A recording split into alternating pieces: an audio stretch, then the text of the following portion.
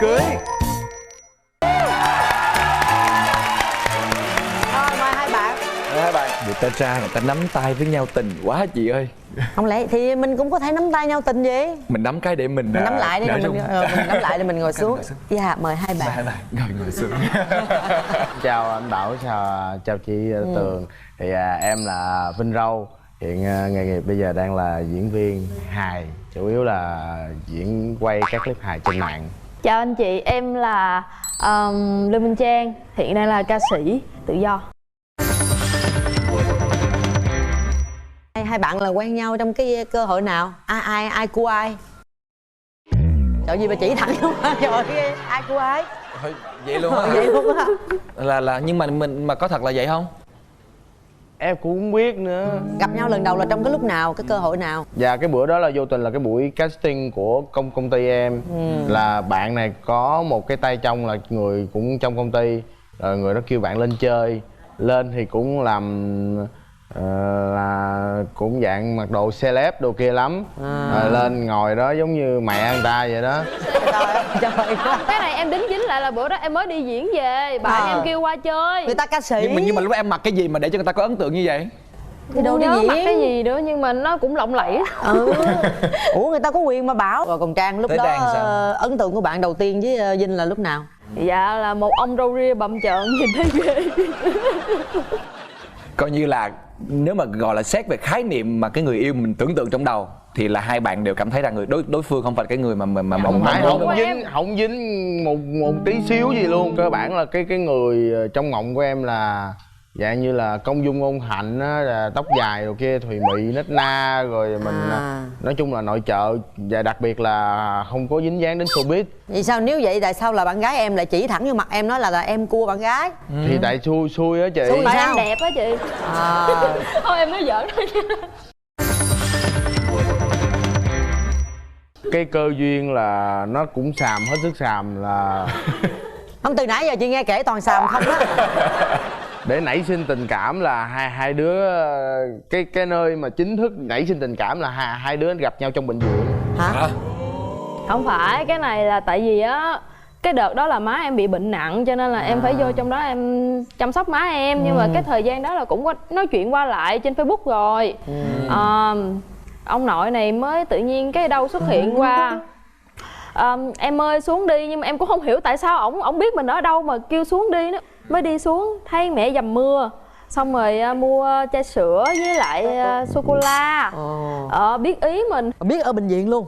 Cái đó mới cái đáng nói chị. Facebook mẹ up hình xong mẹ check in. Không, em không có check in. Em mở định vị để em coi bản đồ này nọ, cái sao em quên tắt, cái em post status cái nó tự check in luôn. Kiểu là coi như là muốn ai đó quan tâm, kiểu như vậy đó. Ngày hôm nay buồn quá ai nghĩ tới mình ta, kiểu vậy. Rồi em ơi, là dầm mưa với lại là hộp sữa với cái sô cô la là yêu nhau luôn đó? Dạ chưa chị. Hai em kể chuyện nó gọn gọn lại chút xíu. Dạ không, tại chuyện tụi em nó cũng bị dài. Tại vì á cái ấn tượng của em đối với ông này là một ông râu ria bờm sờm, ông già dê. Hả? Có dê luôn hả? Tại vì hồi đó giờ em không thích ai có râu á, ai có râu là bị em mặc định là dê hết. Ba sẽ đợi mới cạo đó.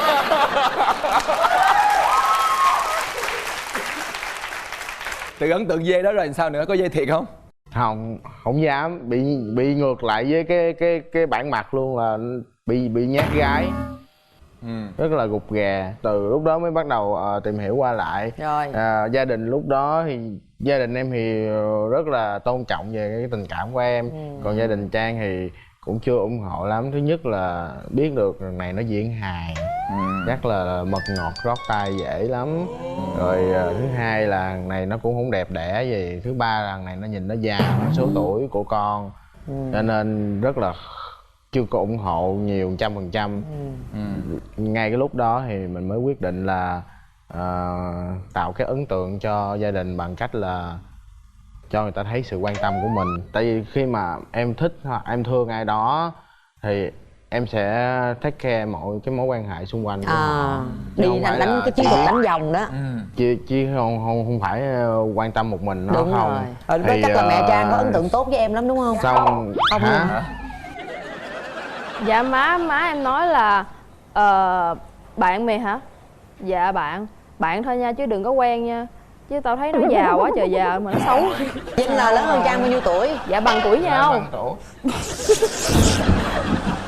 Hai người có kỷ vật yêu đương gì không? Dạ Tặng quà có. cáp gì Cái nhau? lần đầu tiên mà em tặng quà cho Trang Là chưa quen á, cái lúc mà đi lúc phố đó đi chưa bộ. quen. À, phố đi bộ. Cái bạn đó, bạn đang đẩy cái Móc cái gì móc ra đi.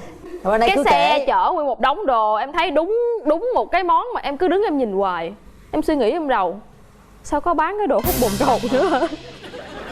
Mà thực ra nó là cái chuông mà em tưởng tượng, chứ tưởng tượng em bay xa tới cái mức mà em tưởng tượng nó là cái đồ hút bồn cầu.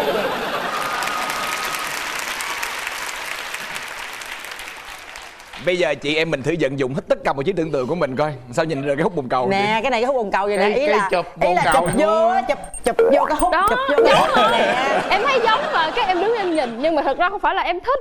Ông này thì ổng tưởng là em thích. Cái ổng đi mua cho bằng được, cái em nói thôi anh đừng có mua. Mà mẹ đang kiểu ga lăng, kiểu muốn cô gái mà, cho nên mẹ thể hiện. Thôi bây giờ cái này lãng Sao mạn quen nè. tụi em xàm lắm. Cái này lãng mạn nè. Lúc nào là cái nụ hôn đầu tiên của hai bạn? Ở nhà em, lúc mà ba mẹ vừa mới ra ngoài phòng khách ngồi là nhìn nhau, đứng nhìn cương nhau rồi. Dạng như muốn đập nhau rồi đó. Là bụp vô hôn luôn. Hôn xong rồi em còn hỏi một câu nữa mà, ủa hôn vậy là mình quen chưa? Rồi Trang trả lời sao? Không, lúc đó em muốn đập thiệt. Nó đánh em cái bọp xong rồi cái nó chạy xuống. Nó mắc cỡ. Là gọi là yêu nhau đó phải không? Dạ. Là yêu đó phải Lúc không? đó là chính thức rồi đó. Rồi. Khoan nhưng mà bây giờ tôi muốn tái hiện lại cảnh hung đó được không? Tại vì hai bạn nói rằng là trước khi mà hai bạn hung á là nhìn nhau mà chỉ muốn đập nhau thôi. Là lúc đó hai bạn nhìn nhau như thế nào? Tại vì em bị nhát gái á, cái em đứng em Rồi sao hôn em tiến tới hả? Gì vậy ba? nhấp nhiều lắm. Kiểu là cứ Không vậy nè. Không, anh hôn em một cái được không? xin. À có xin, bạn kể thiếu đấy chứ. Nhưng mà nói lắp bắp lắm. Tại thiệt là Trang là người mà mình quen là mình hôn nhiều nhất từ trước đến giờ. Rồi bây giờ qua cái đoạn là bắt đầu yêu nhau rồi đó. Bây giờ lúc mà hai bạn công khai thì mọi thứ nó có thuận lợi không? Rồi gia đình bên đây Trang bên sao? đây là chê rồi nè, bên đây là mẹ Trang chê là bên đây xấu quá, già Không, quá không chịu. lúc mà chưa quen thì gia đình Trang mới cấm. Còn tại vì trải qua một quá trình mà mưa dầm thấm lâu á, là lúc đó Trang chưa quyết định được là có nên quen em hay không, là lúc đó má đã thấy là thằng này nó tốt. Tại vì á thấy thật thà, rồi cũng dễ thương, rồi cũng ngoan ngoãn nữa, rồi cũng tốt với em, tốt với nhà em. Cái má em mới nói thằng này gì cũng được trơn, mỗi tội nó xấu nó già thôi. Cái này mình bỏ qua lâu rồi mà. Em thì thấy kỳ, giống như là mình sắp quen ông chú hay là sao á. Em anh nghĩ là mình đừng có sát muối vô cái chỗ đó nữa em. Không, giờ Vinh dễ thương hơn nhiều lắm Thế mặt rồi. căng dữ lắm rồi. Thôi mà dễ thương mà. Xong rồi bạn bè mới nói trời ơi mày có quen người ta không, mày nói một tiếng đi chứ mày để vậy hoài tao thấy ổng tội nghiệp á, ngày nào ổng cũng qua nhà mày hết trơn á. Rồi ổng tốt với má mày quá mà sao mày không quyết định đại đi rồi. Nhưng mà tao nghĩ là mày nên quen ổng. Rồi mình cũng thấy là cũng nên suy nghĩ, tại vì người này quá tốt đi. Mà hồi đó giờ em không thích người trong showbiz, đặc biệt là em cũng không thích lùn hơn em nữa. Lại nữa. Sao cứ lôi mấy cái này ra hoài vậy ta? Em phải đè Vinh xuống để em nâng cái khác của Vinh lên. À, Có cái gì lên thôi cho Cái tính của Vinh quá tốt, quá thật thà, không rượu chè bài bạc, đúng không? Học bài vậy đúng chưa? Cờ bạc. Nói chung là cũng không gái gú không gì hết, mà cứ đi làm về là phóng qua nhà em liền, lần nào cũng vậy hết trơn á. Tới bây giờ vẫn như vậy, đi làm Đó về là cái vậy. uống đó em. Đúng rồi. Hả?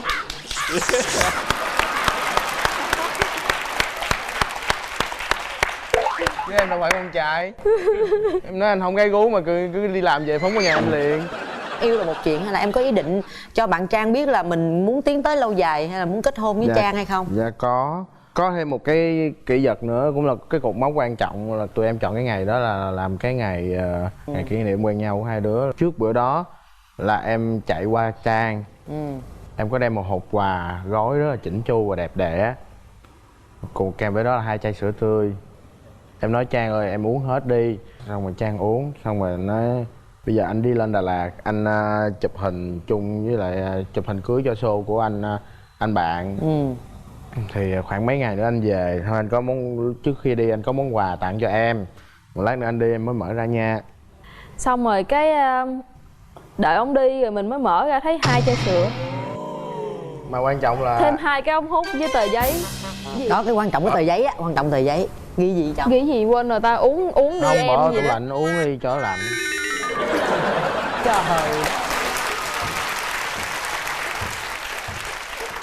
Em quải Khoan lắm khoan anh. từ từ. Tôi muốn hỏi Vinh, tại sao đó bạn lại tặng 2 chai sữa lại là làm sao? Mục đích của bạn là cái gì? Em thích, em quen, em không có thích lãng mạn, em thích chọc điên người ta à. bây giờ cuối cùng là chừng nào mới là cầu hôn? Có cầu hôn chưa? Dạ có. Cầu còn- lúc nào? Quen nhau bao lâu? Không, cái sau 2 chai sữa đó 4 tháng 12 là Vinh đi chụp về á.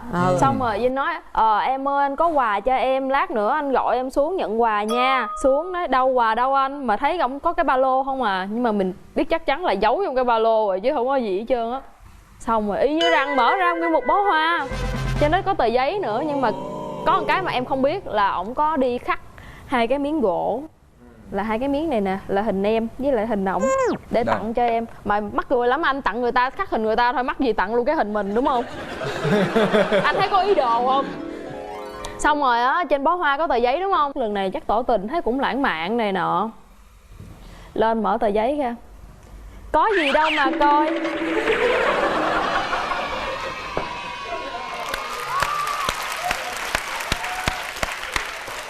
Tức điên không anh?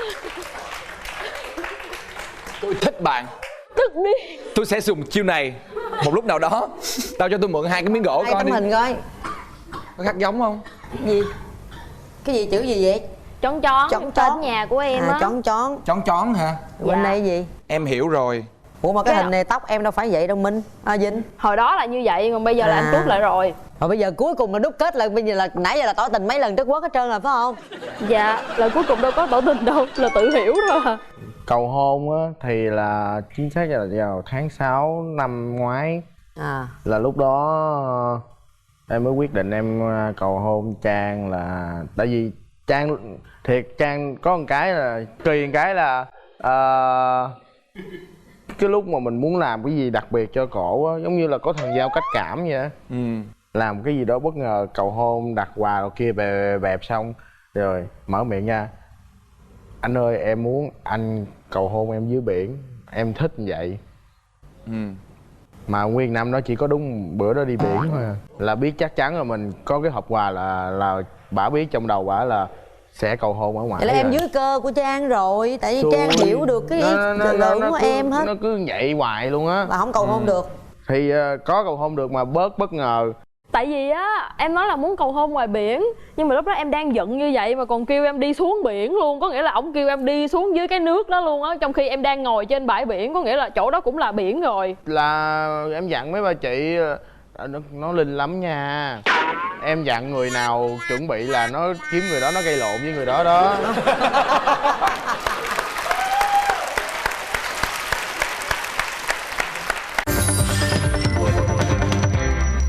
Tính tới giờ phút này ngồi ở đây là hai bạn quen nhau được bao lâu rồi? Dạ Gần 2 năm. gần 2 năm. Đúng ngày đám cưới là 2 năm kém quen 2 nhau. tháng. Chừng nào đám cưới? Dạ tháng 12. Tháng 12 năm nay. luôn. 4 tháng Là 12. ngày 4 tháng 12 năm nay là kỷ niệm. Nhưng mà giờ tôi hỏi hai bạn nữa là từ đây cho đến ngày cưới là hai bạn nhắm còn những sự cố gì xảy ra nữa không? Nhiều chị. Nhiều. Tại vì á, tụi em cũng quyết định là ở chung rồi, cho nên là cũng ở chung nhà được thời gian mới phát hiện ra là bạn ấy giục đồ lung tung. Đó, giờ mới thấy những tật xấu của nhau nè. Mà lép bép gì đó. Có nói gì đâu. Sao ạ? Rồi giờ Trang có tật xấu gì không Vinh? Những cái lúc mà rước đi chơi mà không dính vô cái ngày mà đi chụp á, là alo em ơi anh tới rồi. là bắt đầu nhìn đồng hồ khoảng nửa tiếng sau xuống. Là coi như là phải đợi người ta trang điểm đúng không? Trời ơi, có lúc vui Dạ lắm. không, em trang điểm rồi mà tại tính em nó bị mò á. Em kiếm đôi giày cũng lâu hơn người ta. Mặc dù hát nhạc ballad nhưng mà em đặt cho cái nghệ danh là ca sĩ nhạc sàn á. Sàn quá chịu không nổi. Rồi giờ sửa chưa? Sửa được cái tính đó chưa? Chị nói hôm nay tụi em đi trễ không?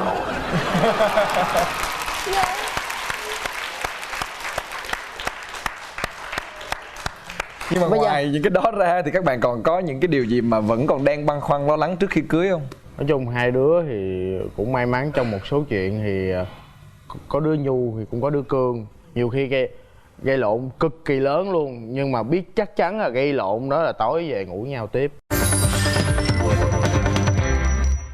Nhưng bây giờ chị hỏi thật là nếu để có một cái điều mình mong muốn ở đối phương sẽ thay đổi để trước khi bước vào một cuộc sống chung chính thức, thì em mong muốn ở người vợ tương lai của em thay đổi điều gì? Phải nhạy hơn. Em nghĩ là nên nhạy hơn trong một số chuyện để em bớt lo đi. Còn Trang? Nhạy hơn xíu. Ủa sao bên đây cũng nhạy hơn rồi bên đây cũng nhạy Lời hơn? khuyên chung, hai lời khuyên chung cho cặp đôi à? Tại vì có nhiều khi em nói chuyện mà Vinh kiểu mà tại con gái mà người ta nói không lẽ bây giờ người ta cứ phải nói quạch tẹt ra đúng không? Thật ra vậy nè, từ nãy giờ á Tường với Quang Bảo nghe hai em chia sẻ, chị nhìn ánh mắt của Trang nhìn em cũng như là cái nhìn của em dành cho Trang cũng vậy, rất là trìu mến. Chị chỉ có một lời khuyên như thế này, khi hai bạn còn trẻ yêu nhau á thì mình cứ giận dỗi, mình cứ qua lại vậy là mình vẫn thấy vui, tại mình đang trẻ mà. Nhưng mà khi mình lấy nhau rồi cuộc sống vợ chồng nó lại khác nữa. Thì chị là khuyên hai em cũng nên là bớt xuống một chút xíu, tại vì mình phải chín chắn hơn một chút. Hai bạn rất là yêu nhau đó, và sẽ chúc cho hai bạn là sẽ có một cái đám cưới thật là viên mãn, sống một cuộc sống hạnh phúc và có những đứa con thật là dễ thương, thật là đáng yêu nha, đừng có gây nữa. Nhưng mà quan trọng là các bạn hiểu nhau và thông cảm cho nhau, đó là cái điều quan trọng nhất để mà tiến tới một cuộc hôn nhân. Và ngày đó. hôm nay mời hai bạn đến với chương trình, thì bây giờ Cát Tường và Quang Bảo sẽ có một món quà dành cho hai bạn. Và đây là chiếc bánh xe may mắn dành cho các bạn. Ở trên đây có rất là nhiều những cái phần quà mà chúng tôi đã chuẩn bị sẵn, và tùy vào cái chuyện là các bạn may mắn được bao nhiêu thì các bạn sẽ đem được những phần quà cho mình. Đầu tiên là một cặp nhẫn cưới đến từ Hưng Phát USA trị giá 18 triệu đồng. Chúng ta cũng có thể nhận được là một suất chụp ảnh cưới trọn gói tại áo cưới Milan trị giá 16 triệu đồng. Chúng tôi còn có một phiếu mua hàng cũng đến từ thương hiệu là Hưng Phát USA trị giá là 3 triệu đồng. Còn có một thẻ xem phim đến từ Cinebox trị giá 1 triệu đồng. Và dĩ nhiên chúng tôi luôn luôn có 4 bình sữa chờ đợi các bạn ở phía trước. Bây giờ ai sẽ là người quay đây? 1, 2, 3, đến tới 5 nha. Cơ hội một lần thôi Anh đó. muốn cái nào thì anh để cái mũi tên vô đó trước đi. 1, 2, 3. Vô. Vô. Vô. Vô. Vô. Lỡ rồi. Bánh điêu. Yeah. Như vậy là các bạn đã đem về cho mình là một phiếu mua hàng trị giá 3 triệu đồng đến từ Hưng Phát. Chúc mừng các bạn. Cảm ơn Vinh, cảm ơn Trang ngày hôm nay rất nhiều để dành thời gian đến đây và chia sẻ một câu chuyện rất là vui về cặp đôi của mình. Và hy vọng rằng là các bạn sẽ có một đám cưới thật đẹp và một cuộc sống thật hạnh phúc với nhau các bạn nhé. Rồi, chào hai bạn. Cảm ơn các bạn. Trước khi mà mình xô ống này á, mình phải giặt cho ổng hết tự cao. Tại vì còn ông con trai mà tự cao quá em rất là ghét. Cho nên là sau em rút kinh nghiệm là bây giờ ổng tự cao quá thôi cho ổng giặt 10 cả 10.